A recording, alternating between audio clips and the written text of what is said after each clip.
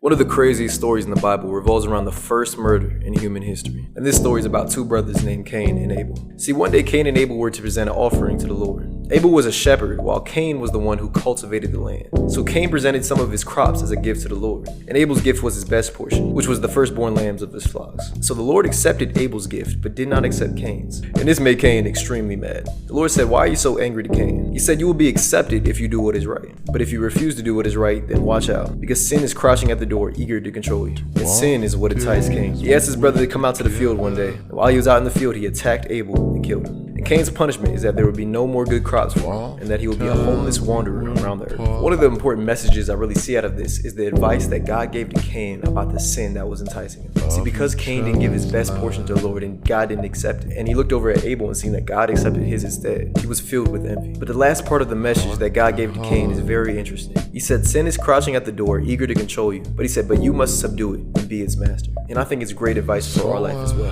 That in our life, there's going to be a lot of times where we ourselves cause our consequences. And because of these consequences, it could entice us to sin in a whole variety of manners. But we must remember, especially for Christians, we're not slaves to sin anymore. Instead, we're a slave to God. Because of the power and spirit that God gave to us, we're able to conquer sin through His power alone. So in all, remember in your life to continue to give your best towards the Lord. And that when sin tries to creep in, remember that God gave you a spirit